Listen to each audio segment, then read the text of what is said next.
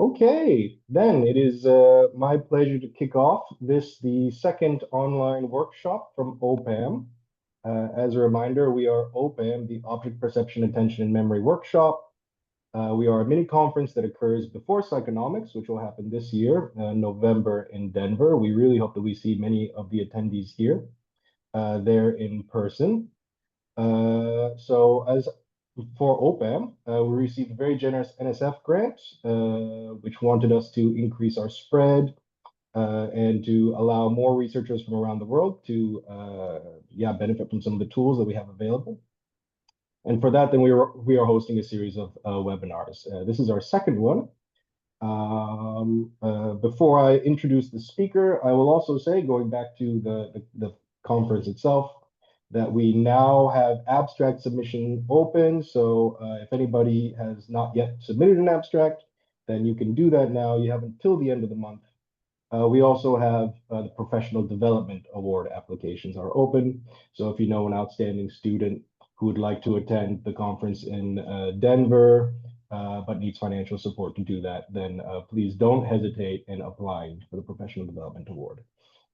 This is also part of our grant. We're being very generous with travel grants for that. So we'd love to see many researchers from all over the place join us in person. With that said, it's my pleasure to introduce Chris Jongerius today. He's going to talk to us about a topic that I think many of us had no idea what it was until about 10 years ago, and that is power analyses and calculating how powerful your experimental sample is.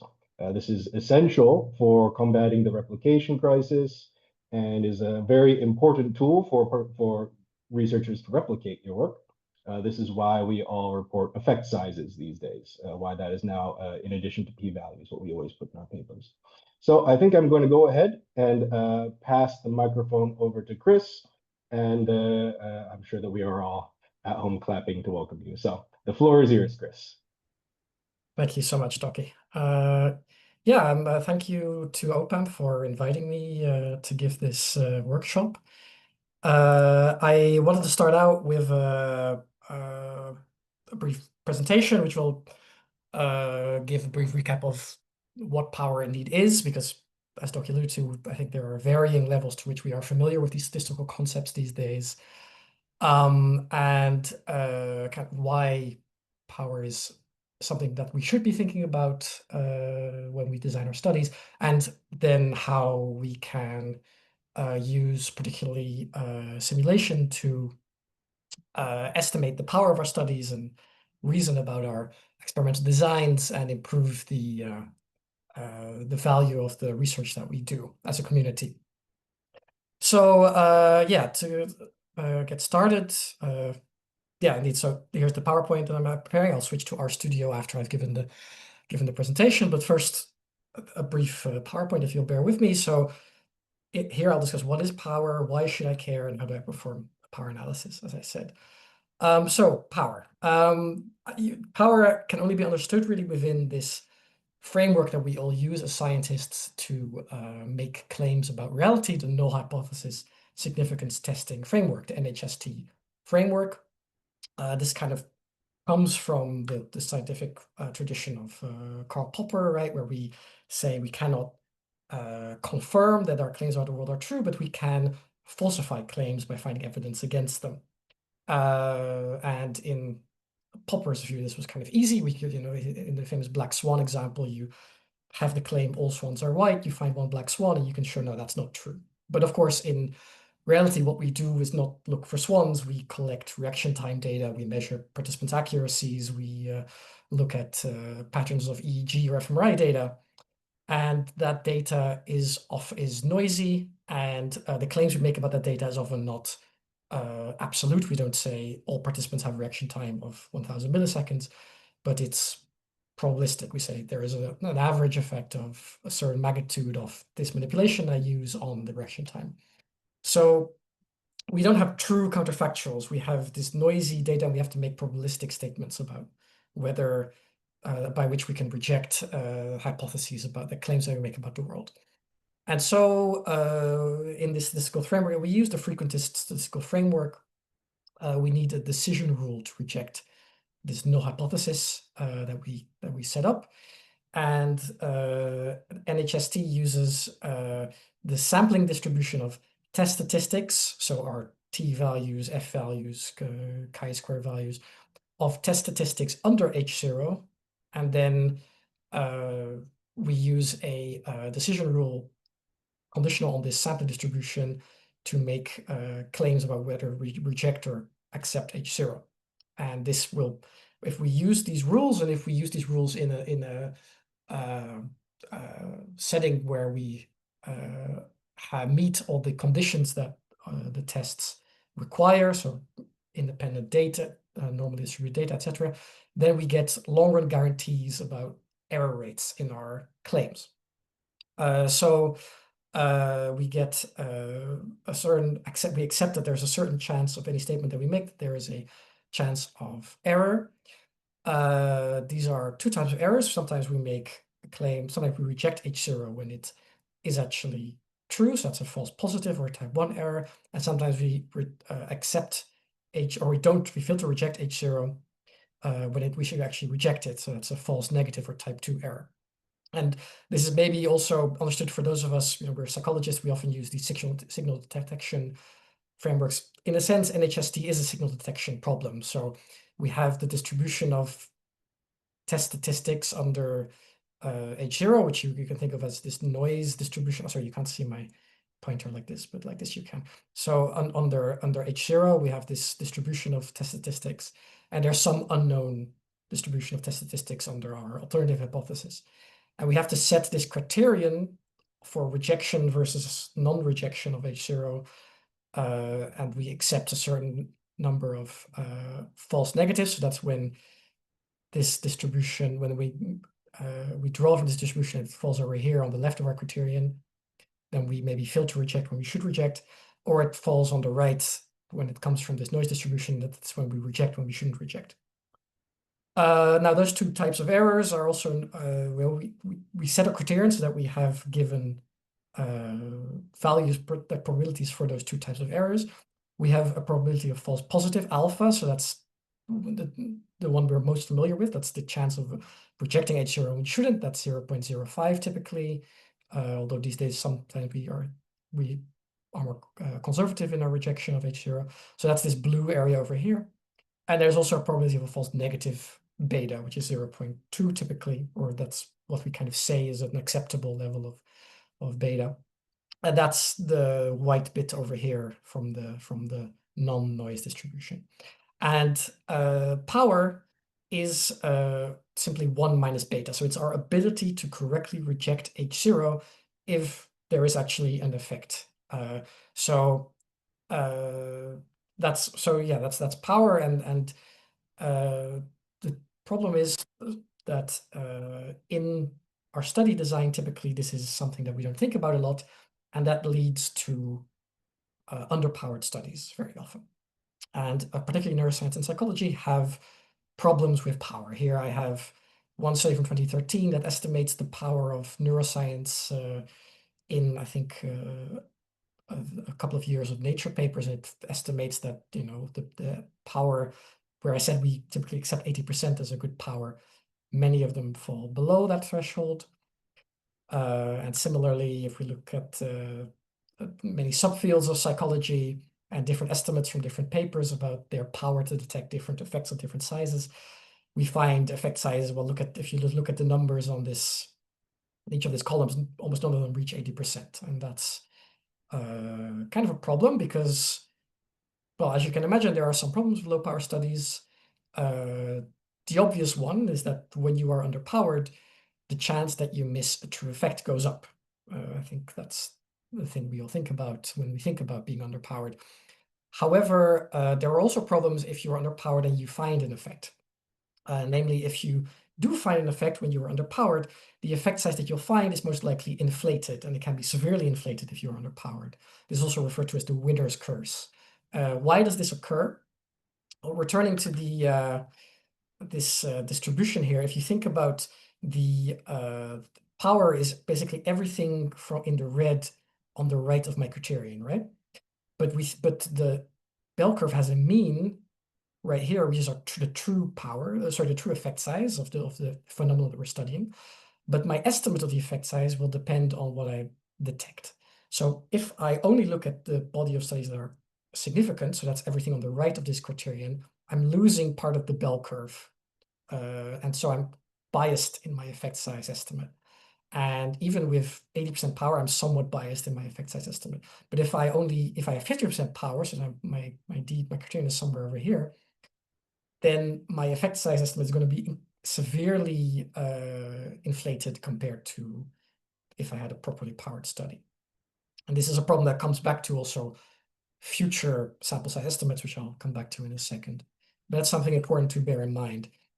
And lastly, if a study is underpowered, the ratio of true positives and false positives it generates goes down. So to illustrate this, think of me running many studies, and a part of those studies are studying a true phenomenon, and a part of these are studies where I should be actually not rejecting H0, so there is no effect in those studies. Each of those two sets of studies are going to generate some significant effects, right? So the studies that are studying a null effect are going to find 5% of the time, we're going to find a significant finding. And the set of studies that are studying something that is actually a true effect are going to find a significant effect with my power. And so there's a ratio between those two that determines the probability of a true effect being present, of any significant effect finding being a true significant finding versus a false positive. And therefore, the reliability of any given significant finding goes down if literatures are consistently underpowered. And this is a very important thing to think about, is that if I'm reading a literature and many of the studies are underpowered, then even if I still have this alpha of 0.05, the reliability of a significant effect, so the amount that I should believe, the degree of belief I should assign to any given significant finding, goes down as power goes down. So this is obviously all very bad for both for finding out things about the real world. It's also, there's an ethical dimension here, right? That we are collecting data, spending money on all this research, and if we are underpowered, then we're not performing very efficient research about the world. And I do think as scientists have some duty to use the money that we are given, the resources we are granted, optimally to look at the world around us, right? So obviously we want good power. So that leads us to the next question. What determines power? Well, the size of the effect you study determines power, but obviously you have no control over this. The noise of the thing you're measuring. Now, as long as you have done everything in your power to measure as well as you can, then there's some irreducible level of noise you cannot have any control over. And lastly, the size of the sample you collect, because of those reduce noise and boost signal. So and that's the factor you have some control over, right? So for a given level of alpha, the only thing we can really do to improve our power is to increase the size of the data we collect, the sample we're collecting. So that's also something to think about. Power is actually one of the main reasons why we care about sample sizes in the first place. So what does this mean then? So running well-powered studies is important. It makes our inferences precise and reproducible because it makes our estimates of effect sizes more appropriate, and it makes our studies more likely to be reproduced if they are true positive findings. And we must think, if we want to improve our power, we must think about our study design and particularly our sample size before we run our study, because we want to make sure that there's the only way to find out if we are properly powered. Before I tell you how to do that, I want to side note that maybe some of you have come across this phenomenon of post hoc or observed power. And you think, oh, well, I had a significant finding, I ran my post hoc power analysis, and it told me that I was properly powered to detect this thing that I cared about. Maybe you didn't want to do this. Maybe reviewers told you to do this, because reviewers often ask for you to give observed power estimates, although it's less these days, but it still happens. I want to just briefly mention that post hoc or observed power is completely useless for estimating the power of your study to detect effects, because observed power is nothing but a function of the p-value. You can look this up. There's particularly Daniel Lakens has written at length about this, but essentially, if you have a significant finding, if you have a small p-value, you will be told you have high power. If you have a high p-value, like a high p-value, you'll be told that you have low observed power. But it has nothing to do with your actual power to detect the effect of a given size. So this is useless. Don't do this, and tell reviewers that they are wrong if they ask you to do this. This is just what I want to say briefly. So the only way that we can actually estimate the power of our designs is prospective. And I say prospective, even though you can also do this after your study has been run, but you can say, is or was my design capable of detecting effects of a given size? That's how we run power analysis. And there are two main ways of running this prospective power analysis. They are analytical and simulation-based. The analytical approach is kind of straightforward. We just know that we are collecting some data, we're running a t-test, and we can just look up, okay, if I want to run a t-test on, when I think there's an effect of d equals 0.5, you can just look up, okay, what is the sample size I need to have a certain power of this t-test, right? There are papers you can tables you can find this in. For ANOVAs, you can also sometimes look this up. So you can, for example, use the program G-Power, where you can enter your effect size and you can enter your populations, and it'll just tell you you're this powered with this design to detect this effect size. And this is quite neat because it's ideal for simple tests, because this is very fast, because you don't have to use it's constant time. No matter how big your t-test is, you can always know how big your power is immediately. It's reliable because it's always true for if you know where you're looking. There's no coding required. It's just plug and play. However, there are also some problems with the analytical approach, and I think I'm going to mention a few. But first, before I mention the practical ones, I want to kind of refer to my philosophical point about why I think that analytical approach is not optimal. It's this quote I like from this guy called Bayen, who wrote some stats textbooks, and it goes as follows: statistical packages tend to be used as a kind of oracle. In order to elicit a response from the oracle, one has to click one's way through cascades of menus. After a magical button press, voluminous output tends to be produced that hides the critical information, among lots of other numbers that are completely meaningless to the user as benefits the true oracle. I think this captures how many of us think about statistical tests. We run our ANOVA, we run our mixed model if you're brave, we get a table up where we look for the p-value, and we go on our merry way. But I think you should engage a bit deeper with your statistical tests to understand what's happening under the hood, the assumptions that you are making to improve the validity of your test in the first place, for example. I'll come back to that as we move into simulations. But also this lack of understanding, this kind of black box approach also comes with other problems. So for example, G-Power is kind of hard to use if you don't know exactly what you're doing with it. So here I've plugged into G-Power a one-way ANOVA with two groups and an effect size f of 0.2, which is approximately the square root of d. And it tells me that I need 200 participants for 80% power, which is great. It's about correct for the omnibus test.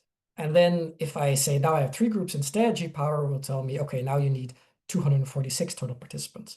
But if I actually simulate some data with these characteristics, I will find that actually, first of all, it will be slightly lower than 80% power, because the effect size f doesn't rely directly on d. It also relies on my number of groups, so I need to correct for that. And also, even though the omnibus test is 80% powered, if you correctly set the effect size f, the pattern of the results in the data, so your post hoc test, will not actually have 80% power necessarily with this setup. So you think you'll be powered, but you'll only be powered for part of it, or you'll be exactly 80% powered because you didn't know exactly what you were doing, right?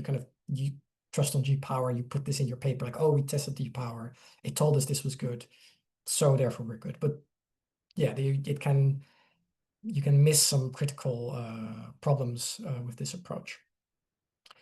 Additionally, G-power doesn't account for example, how many trials do I run per participant? Well, to improve my D prime, how does my Cohen's D rely on the number of trials I run per participant, for example? It doesn't work with more complex designs. So if I use mixed models, for example, it doesn't work anymore. It doesn't work if my data is it normally distributed. So if I use general linear mixed models for things like recall probability, it doesn't work anymore. It doesn't work if your groups are not of equal size, because then I can't use ANOVAs or t-tests anymore. So generally, if you're in some atypical situation that these tools don't account for, you're shit out of luck. You can't use these tools. So these tools are limited and they have their problems. So then that leads me to the other approach that I prefer when I think about power, which is simulation. Now, how does the simulation approach work? What we do is we think about what is the process that's generating our data. We have some idea of some process. We use this model to generate some data, and then on that data that we generated, we test whether a model correctly finds the original data generating parameters, and if it finds them often enough. And then we're doing this 10,000 times, and we just see, does for example, my p-value go below 0.05 80% of the time for a given set of parameters. And then I know if I'm powered or not, and I can tweak the parameters to see when I'm powered, when I'm not powered. Yeah, and that's basically all there is to it. And this is great. It always works, basically. As long as you can model the data generating process, you can model the data, then you can simulate data and test. It's useful, aside from power, also as a tool to aid your thinking about your data. However, it does require some coding, which I'm going to show. It doesn't require that much coding, actually, but I'm going to show you kind of what kind of steps it takes. And it takes time. So even when you even aside from the coding, the time it takes to run your simulations, it requires some computing power, which depending on your resources can be limiting on how much you can do. Okay, so that was my brief recap of power. It actually took like a little bit longer maybe than I hoped for, but I think we still have enough time to get stuck in with the code. So now I'm going to show you basically how to do that in real time. So we're going to do this classic paradigm from visual attention as a toy problem, the additional singleton paradigm, which I know Doki is very familiar with in particular, but I'm sure, but it's just an example. I'm sure many of you can think of many alternative two-condition experiments where one condition increases RT by a bit or decreases RT by a bit. Think of flanker tasks, think of delayed match to sample tasks with different memory loads, for example. But this will just do as an example. So this example, just for those who don't know, the idea is that people search for a singleton shape and among other shapes, and sometimes one of the other shapes has a different color. And it turns out that when this singleton color shape is present, it slows down your search. I think that if I explain this to lay people, they're never surprised by this, but it's good to know that it exists, I suppose. Yeah, so we have a data generating model for this, which briefly before we go into the code, just to give you an idea. If I measure reaction times on people, I assume that my population has some mean reaction time. I assume that my manipulation, they should say singleton presence, has some effect on reaction time. So people are going to be a bit slower when the reaction time, when the manipulation is there. Participants are going to vary from these means. So there's going to be some random intercept per participant. So every participant is going to be a bit less good or better than the average in the population, but it's going to be constrained to some, like around some mean value. And the same goes for their slope. So how much they're affected by the manipulation varies from participant to participant. And lastly, every trial has some irreducible noise. That's all we need to know. This gives us a complete data generating model, right? And it is also the assumptions that we typically have when we fit our model. And then our test for this will be the linear mixed effects model, which assumes a fixed effect of condition and then also assumes a random slope and intercept per participant. So hopefully, if we do everything right, we will be able to recover the parameters we set in our simulation with this test. Now note that we can move to other models, more complex situations easily. For example, if we do a test that is instead about accuracy, or if we want to model RT in some non-normal way, we can do that very easily in simulation, but I'll come back to that. But this is just a very easy example to get you started. All right. So yeah, let me switch to R now. And before I do, I guess maybe are there any questions so far in the Q&A or anything that I should address before we move on? Will I Nothing in the switch to Q&A R? so far. Great. Okay. Because I was kind of expecting that there would be live feedback, but I guess that'll be a bit more difficult with this format. So just if anyone has any questions at any time, just stop me and we can talk about it. So yeah, I've got this R file that we're going to step through, and I'm going to talk about what everything means in this R file. And I think hopefully or presumably the organizer can share this with everyone afterwards, so you can work through it on your own and tweak it for your own purposes.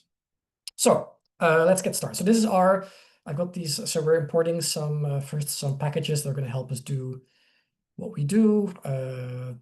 Tidyverse, which helps me manipulate some data, and LMR test, which allows me to fit mixed models and get some approximate p-values for my testing purposes. And then let's then code up a simulation, right? So as I said before, we are going to code up this simulation with the data generating model that I described earlier, and we're just going to set first all the parameters. So I want to run this example. I'm going to say that we have 20 subjects. I'm going to have 100 trials per condition per subject. I'm going to set some. I'll just write down what everything is. So we have this number of subjects. Then here we have the number of trials per condition. Then we have B0, which is the overall intercept. So this is how well are people going to do on average in the control condition. I have my B1, so this is beta 0, this is beta 1, which is the effect of my manipulation. So this is the effect of the presence of a singleton, which I'm going to say is 200 milliseconds in this case. Then here the taus are going to be my the random the variances from my random effects. So tau 0 is going to be my the SD of the random intercepts. So this is how much will participants vary from this 1000 millisecond intercept. Then we have the same here for random slopes. So this is how much will my participants vary from this average effect. Then I've got this correlation of the random effects. So how much do my slope and intercept correlate? And I set this to a small positive value because it's typically the case that people with higher intercepts have a slightly higher effect. You'll find this if you fit these models. There's typically this kind of what you'll find. It's not too important.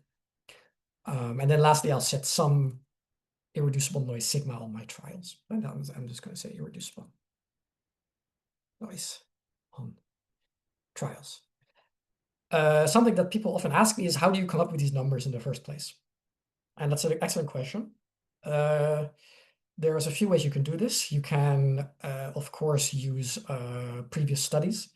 But as I said, there's kind of a problem with using underpowered studies for your own effect size estimates, because if you do that, then these might be inflated, and then your power might be overestimated, and then you're kind of keeping the same, you're still underpowered for the true effect.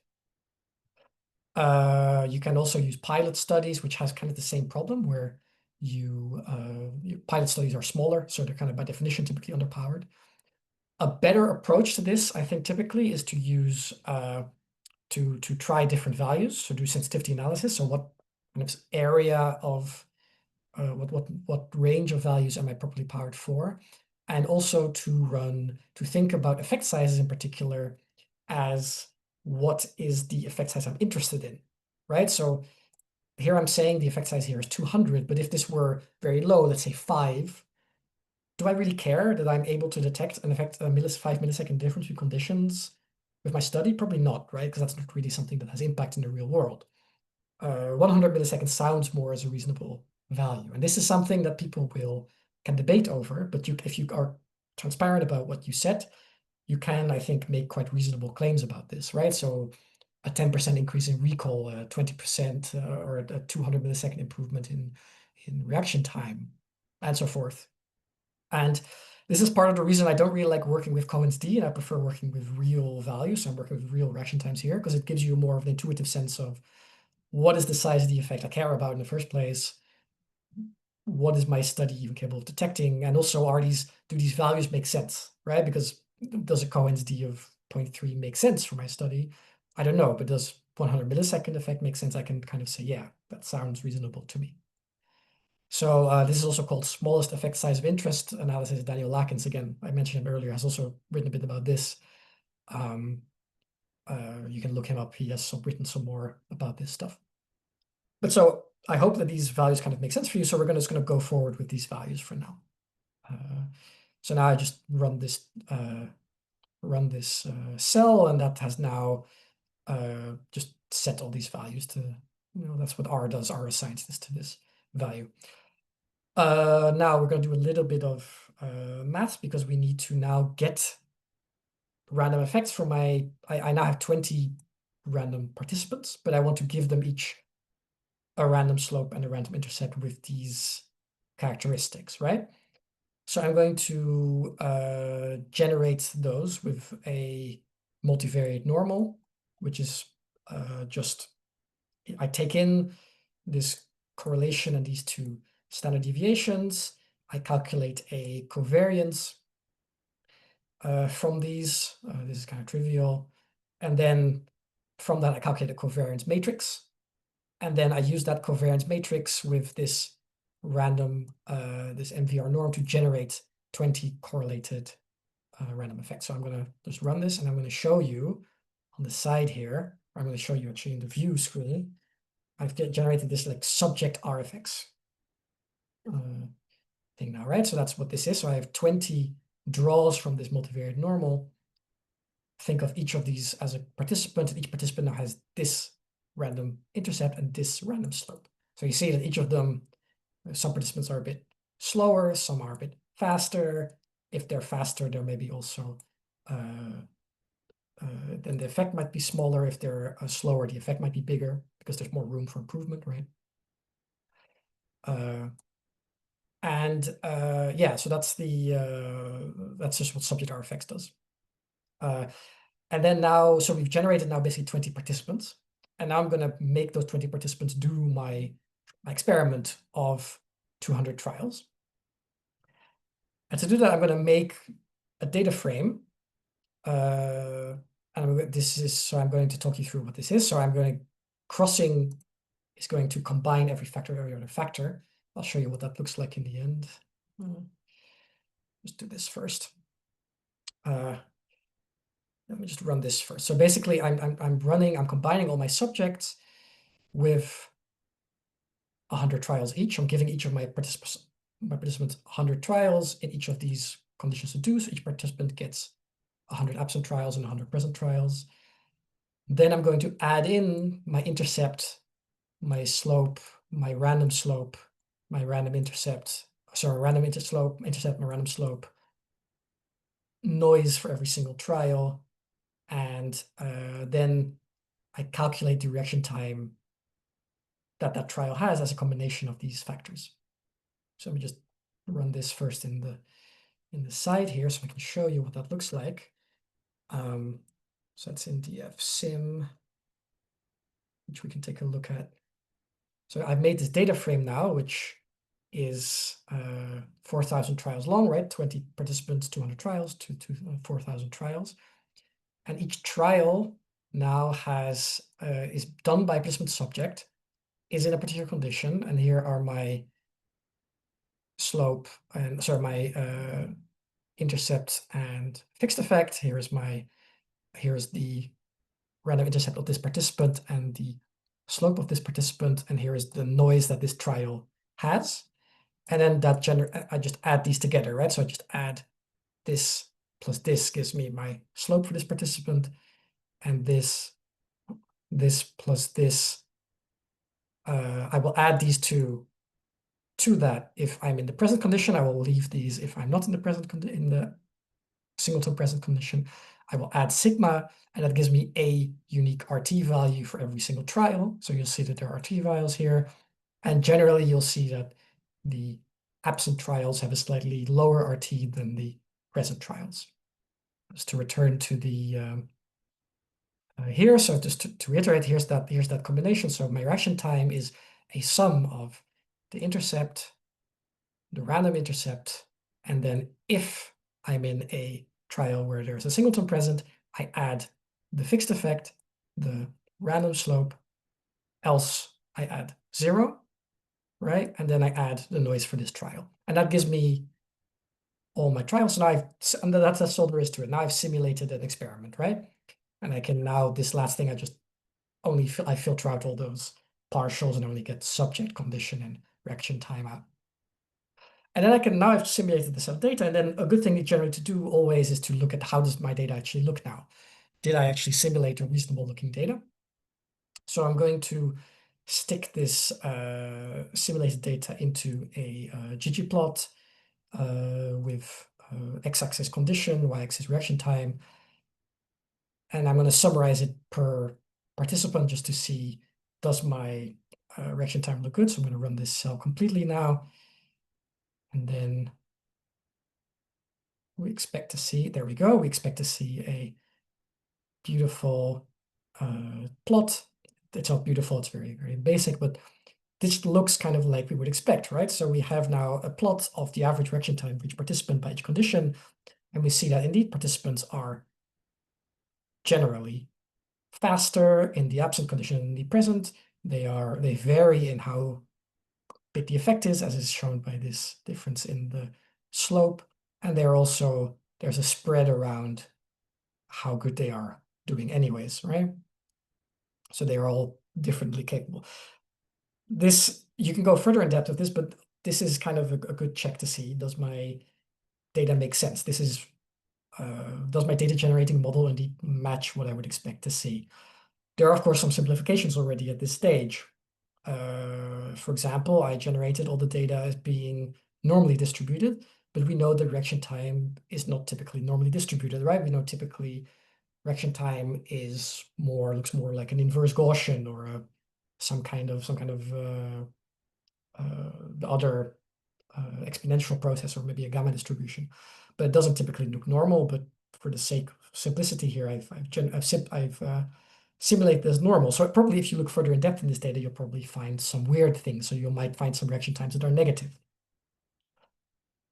Those are moments to think about, wait, do the assumptions that I have about my data generating process make sense? Or should I change how I'm thinking about also the tests I'm using, for example? Or should I, or is there something I can do to more closely resemble the data generating process in reality with my test? But for now, the normal works quite well, as we can see here. Okay, so that now gives us a fictional experiment, right? I have this data frame, this DF sim, which now contains the data of a virtual experiment that I've run. And then now I can ask, okay, so what if I were to test my hypothesis now, my model on this data, what would I find? So here I do that. So I generate a model using LMER, the mixed effects package, where I model reaction time as a function of condition, so present or absent, and I also fit a random intercept and slope per subject. And then I just see, what does that look like? What does this model look like? And this should fit very quickly. It sure does. And now I can inspect this model.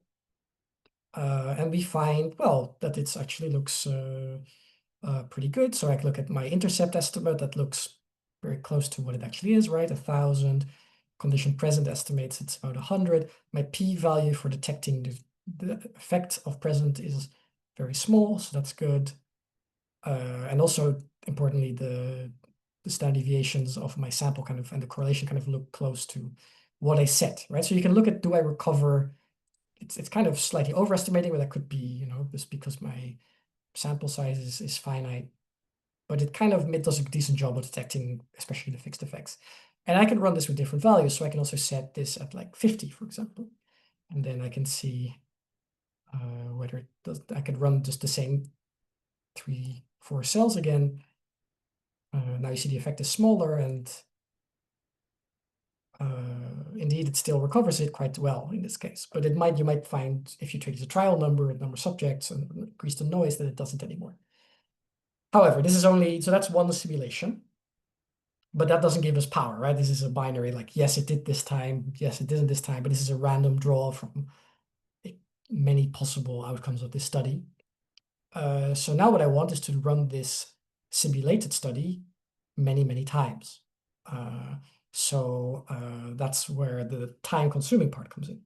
So first I want to wrap all of this thing that I did above, this simulation, into a function, which I do here. So I write, this is just a function that has some, it takes the inputs that before were the variables I assigned, but now I can change them if I call the function with them instead.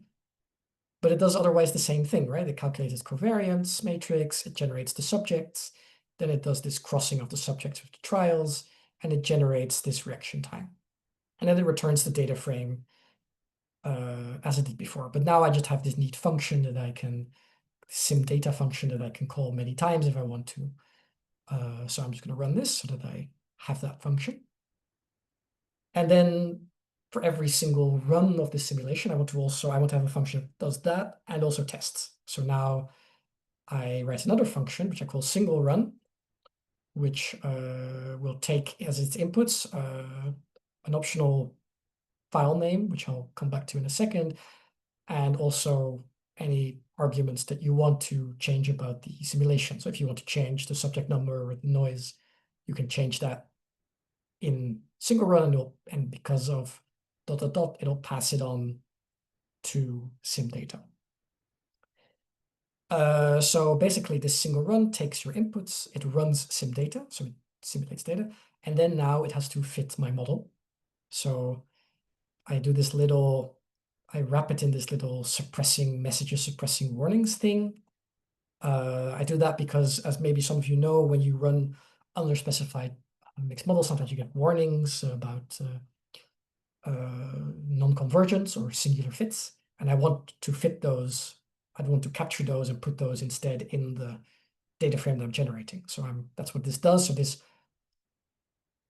creates mod_sim, which fits the model.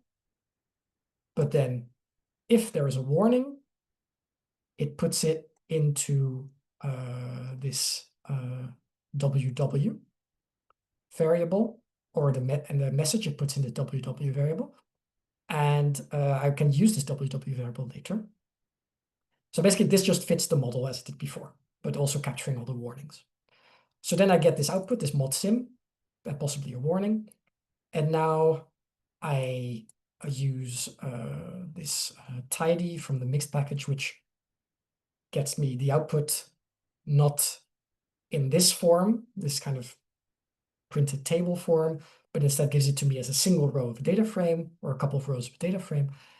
And it sticks that into, it makes that little data frame. So that's sim result. So that gives me the result of a single run. I add all my parameters to this data frame. So all the parameters that went in, so I can look them up later. And then if I'm using a file, I can write this to the file. And then, so that's a single run. So basically the single run takes my data. I can run this as well. I'll show you how that works. So if I just do single run with no inputs, I'll say, the results gives me single run input, so typo.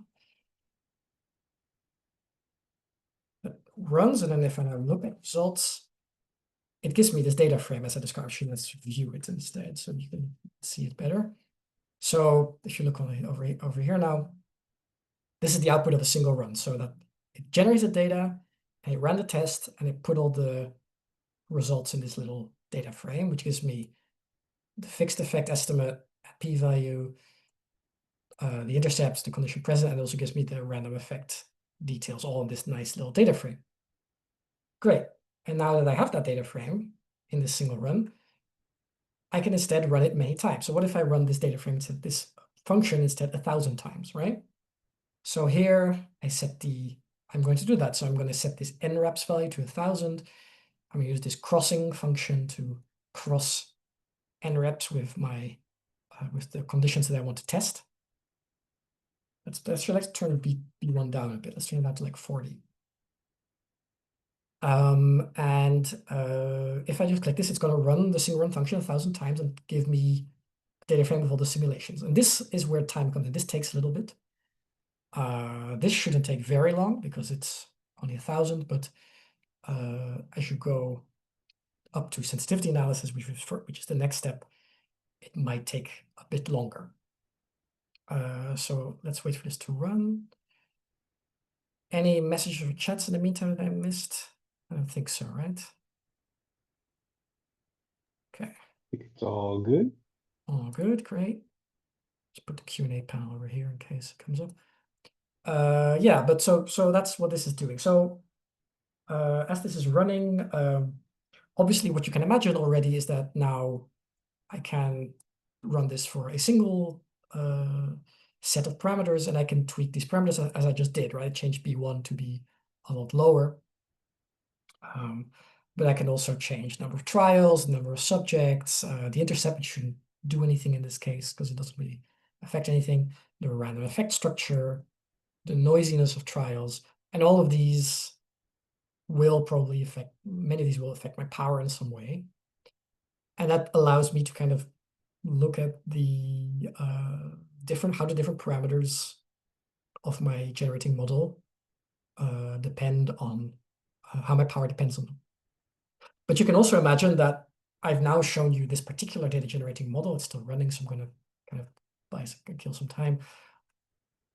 This sim data function, I could put anything in here, right? I could put a simple t-test in here. I could put some kind of, crossed random effect structure in here where I cross participants and stimulus types. I could nest participants in groups. I could do more within subject and between subject factors. I could do anything. And this, otherwise, the sim and everything else will just work exactly the same way. And that's the real power of this approach, that as long as you can put how you generate data in that function, which I think for anything we do in psychology, you typically can, then this approach holds. And so that's the real power here. Is not that other different type of power, I guess. That no matter what your design looks like, no matter your question, if you understand how your data should look, then you can simulate it. Oh, there we go. A question. Yes, thank you. Rebecca has a question about, I think everyone can see these, right? So I can even press this, answer live. Rebecca asked about number of trials to run, or number of simulations to run, which is a great question. So the rule of thumb is kind of at least 1,000, just to because it kind of gives you. But I would say, yeah, 10,000 would be even better. But as you see, this already takes quite a while on my crummy laptop, and anything more gets a bit tricky. But there's no science that you could even simulate that, right? So you can see, like, if you like for an analytical design, if you know the power, how many reps do I need to reliably estimate that power? I think you'll find that 1,000 gets you very reliable estimates generally for this kind of stuff. Think of related things like bootstrapping. Also, I think 1,000 permutations typically the accepted standard, right? But there's no hard and fast rule for this. It also depends on your resources. Yeah, God, it's still going. Can I ask to clarify? Yeah. So for you were talking about how the different tests that you could run any number of tests, type of tests on these sort of simulations. And here you're running a linear mixed effects, right? You said. Yes, Um, that's correct. although the comparison is just a two sample, either present versus absent, right? So Yeah. that could be a t-test, I assume. Yeah, exactly. Well, not quite, because we've got this. Well, I mean, it could, right? Yeah, you could take an average of the participants. You could do a t-test. Yeah, exactly. So this toy example, indeed, I don't think mixed models are adding anything in this case, other than giving you a bit more of an idea of how the data is actually generated. But indeed, you could put a t-test in there if you wanted.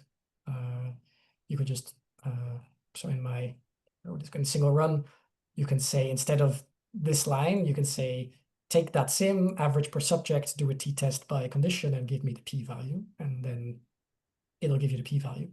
Of course, because it's a two-sample t-test, there's an analytical solution for it. So in that sense, this wouldn't make much sense.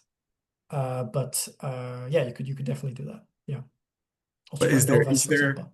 Oh, in sorry, go in ahead. this example, is there an advantage to using the linear mixed effects instead, or is it just because it's a simpler for the toy No, example? it's just a simple example. But it's more if you want to, for example, change the number of trials between the two conditions, Hmm. or if indeed, as I said, you want to move to a nonlinear. Yeah. So if you want to use a link function, so if you want to generate reaction times as being some kind of um, inverse Gaussian based on some parameters instead, for example, then yeah, then indeed this makes more sense. Gotcha. So it's like more flexible. Exactly, yeah, it's a more flexible approach. Okay, so it ran now, actually. So now, sorry, we can take, that's fine. So now we can take a look at how this looks, and this will look familiar to you. So it's 6,000 entries, which makes sense because we get 6 rows per simulation, and we have run 1,000, so we have just 1,000 copies of what I showed you before, right? So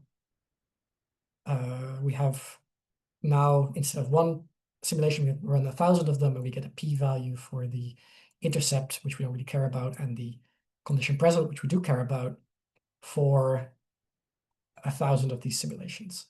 And okay, so now I have those. Now I can ask, okay, what is now my power in this sample to detect the effect?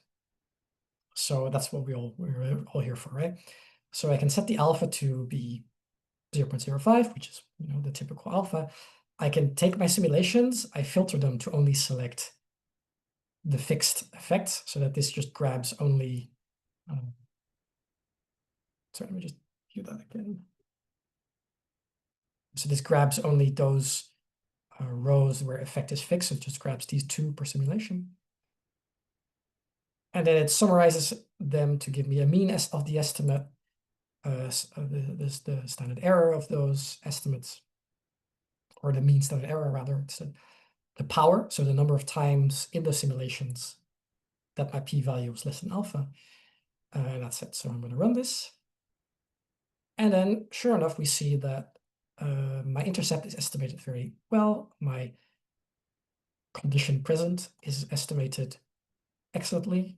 You see the 40 with quite a relatively small mean standard error. And also my power is very, very good. So the power to estimate the effects, this is what we care about here, is 99%. So I can conclude that my design, with 20 subjects, 100 trials for each condition, 40 millisecond effect, and assuming these noise parameters, which are importantly something you can tweak, of course, I am very well powered to detect the effect. So that's great. So now I know, okay, if I run the study, I can say that at least given these assumptions, I'm well powered to detect my effect. And that's essentially, that's all there is to it. Now I've done a power analysis with simulation. Now, of course, typically we are not that lucky, or maybe we're lucky, maybe we're not lucky. We want to know what is kind of the number of subjects I need. What is the number of trials I need? What is kind of the curve of power as a function of number of subjects, number of trials, and so forth. So we want to do a sensitivity analysis for a particular feature instead. So for that, instead, we want to run the same thing I just did, but instead of just using having a number of repetitions, I can also change one of these variables, right? So I can change subjects to vary from 2 to 10 subjects, for example, or I can change sigma to be one of a, I could say, let's say sigma is, sorry. So I can say sigma is instead of just 200, it could be 200, 300, 400, something. I can see for different noises what happens. Same goes for B1, for example, or and so forth. So you can change all of these. And if you do that, the same thing holds true. So we just run exactly the same, but now instead of only having reps, we have this crossing over also a number of subjects. And this is actually prepared in advance because, as you saw, this already took long to run. So you can imagine if I run now, if I change this to 1,000 and I change, I run this over 8 different levels or 9 different levels of subjects, this is going to take forever to run. So this is where really runtime becomes a limiting factor. And this is kind of where you want to run these things maybe in parallel. You can look up how to run, how to do parallel processing using packages like Future is a thing you can look up, but also to use computing resources from your institution, for example, rather than your own crummy laptops in my case. But in this case, also because you don't want to run this probably many times, I have a file name, so I now set a file name, which I call sensitivity analysis 1.csv. And now I run sims1 runs and saves the file as saves the data as file name 1. But if the file exists instead, I'm going to run this now, you'll see this runs instantly because actually the file sens1.csv already exists. So I don't have to run all of this. I just have to say else, because I forgot this. Sims1 is read CSV. File name 1, there. Okay, so let's run this instead. Okay, so this ran, and now I do have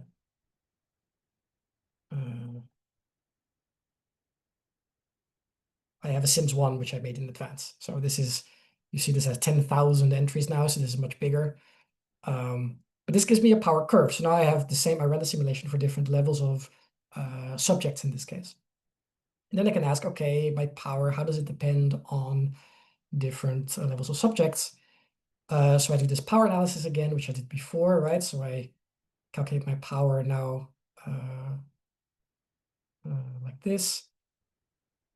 And I can now make a little plot where I plot the x-axis is numbers, is the subjects, and the y is the power that I detected. I can put some points in the smooth line there, and I can just run this so you can see. Okay, and that should have run, and it didn't.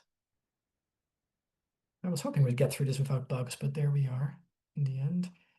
Let's see what happened. Yeah, because this should maybe be condition absent instead. No. Let's see what's going on in Sims1 again. Yeah, I called it it's called primed instead here for some reason. I made that mistake, so we'll just say that here. Then this should work. That shouldn't happen if you run this yourself. There we go. And now we get this little plot. So yeah, now we can see, okay, this design is actually very powerful. This, the effect is quite big. So the number of trials is quite high. So really, I don't need many subjects, but I see that for 2 subjects, I'm underpowered. I add this little line at 80% just so you can see when you are above the critical value, but anything more than like 5 or 6 participants is overkill in this case, right? Yeah, so that's gives me an indication of how many subjects I need, which in the end is what many of you are, I think, probably looking for. So, but yeah, you can also inversely, if you ran a study already, let's say I ran a study with 10 participants, I could also say, okay, for what values of B1 was I 80% powered, right? So then I can find the critical threshold where I go underneath 80% power.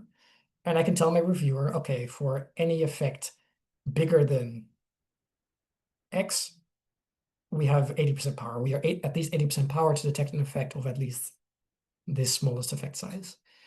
And that is, I think, a very valuable claim to make for your studies, just because it gives people also a sense of how reliable your study was in the first place. So that's basically, that's all I have. Let me just switch maybe back to my PowerPoint briefly. There.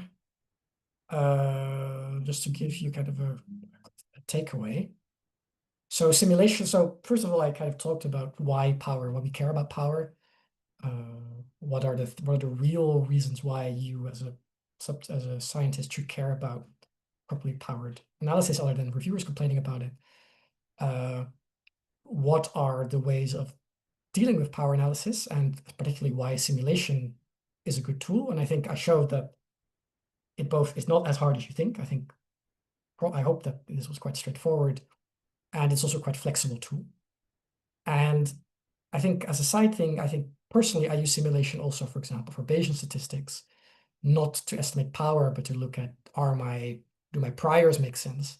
Does my model recover proper values, for example, of coefficients, etc. So simulation beyond power analysis makes you think about, do the assumptions I have about that my theory has about this data generating process, do they make sense in the real world? And therefore, I think we should all be simulating all the time, basically. Preferably before collecting any data. So yeah, that's all I had, and thank you for your time.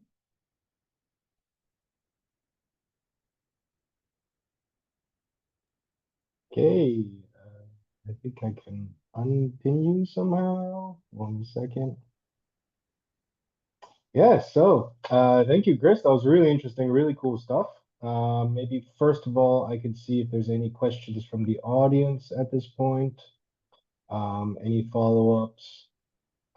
I guess that I can just already go ahead and say that all the files that you've shown us today will be hosted online as well. So for the people that watch today, as well as the people that will watch in the future, then you can find the files on the OPAM website under the webinar tab. So this is something that me and Chris will figure out later. I guess that, yeah, if nobody has any specific questions, then I could just ask some kind of larger question. So Chris, really cool stuff. Really important tool to run these power analyses and understand, whether or not you've done an adequate job of actually capturing your effect, and what are the chances that another person would be able to capture it, what sort of a sample size would they need, and also important to know what are the chances that what you're reporting is maybe just an artifact. I guess my question to you is, when you read papers these days, how often do you come across a paper that you think, oh, this is a problem? This has not been properly, the power analysis hasn't been properly done. There's some issues with this paper. Is this still something that you see very frequently? Or is this becoming less of a thing these days? Yeah, thanks, Doc. Good question. I think I see a lot of what you often see is that people do effect size estimations or justifications because they know they have to. But very often these are based on, like I said, previous studies that someone ran, or a pilot study, for example. These are things that I think often go wrong because, as I said, there are some problems with that.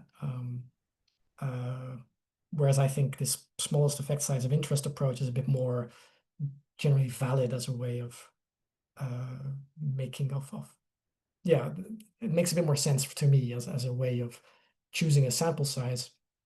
I also think what I see often is that people report these Cohen's D's that to me seem ludicrous. Like people say, I found a Cohen's D of, I don't know, 5 or something. And I just think like that's an insane number, and that smells to me like maybe you found some kind of outlier because you have an underpowered study that happened to find a strong effect, for example, right? So I think very, very large effect sizes are also kind of a thing you need to think. If you're reading a paper, you see a very strange large effect size, take a look at the sample size, because often you'll see that your studies run with like 5 participants, and don't use those to base your own sample size estimates off, because you are going to be not powered to find the real effect if it's there. Yeah, so that's kind of what I see, but I don't see it indeed. I think we're getting better as a field. I think generally people are, in general, increasing the number of participants they run, and the number of trials they run, and yeah, that's pretty good. Except for MRI and EEG, which is kind of there are other reasons why you can only run so many participants there, I suppose. But yeah. And I guess that my next question then was indeed, what kind of, so let's say that you run this sort of a simulation thing, and you see, okay, so now I need to run 50 participants. Well, that's a problem because I'm running a 7 Tesla MRI study, and every participant is going to cost me $500, right? Right. What kind of advice would you give somebody? Would you say just don't research this question, or is there some other way of mitigating this Right. issue for people that are more interested in these expensive Yeah, I mean, that workers? kind of depends. So first of all, I think, for example, there's not only number of participants matters, number of trials matters. And that's something that we can, I think running one participant for 3 hours in the scanner is something that many of us are used to at this stage. That's something that's a bit more acceptable than running 50 participants. A bit more efficient, I think, maybe as a use of time. So finding the optimal balance between number of subjects and number of trials is a thing you can do to find that. I think also, I think it is reasonable to instead say, okay, I have budget for this many scanning hours. How do I optimally allocate that to find the biggest possible effect size? What is that effect size? Is that reasonable? And then presumably, I would say you can generally find some value that doesn't sound terrible. Otherwise, indeed, why are you studying it in the first place? And then that's what you report. So instead of basing sample size on effect size that you expect, you can say, well, I have this much money. This is the question I'm powered to answer. Then if after you've done that, you find that it's not powered to answer that yet, that's more of a structural problem that I'm not sure what advice I would give in that case. Yeah. William, you had a question as well. Yeah, that made me think, do you have an opinion, or are you on a side in terms of if you have the option of, say you're doing an online study and you could collect, 20 participants that each do, 200 trials versus you collect, 100, 150 that do, a 5-minute version of that experiment. Does your insights into like these simulations suggest that one is better than the other, or like the variance versus the increase in diversity is better? Yeah, I mean that fully depends on the phenomenon you're studying. So if there's actually the Bryce Bart, the guy I mentioned at the start, who wrote this paper on where you can look up some effect sizes. He also wrote about this. It depends on how reliable an effect is within a participant versus how much variance there is between participants. There is an optimum. It's usually, I would say, usually somewhere in the middle. You want a decently sized population with decently sized number of trials, generally, not one or the other. You don't want, it makes sense, right? We don't want 1,000 participants doing one trial. We don't want one participant doing 1,000 trials. We want something somewhere in the middle, generally. And that's, I think, generally the best idea as a rule of thumb. But you can, test those combinations using this approach. And I think that's a good thing to try before you decide how to run your experiment. Yeah.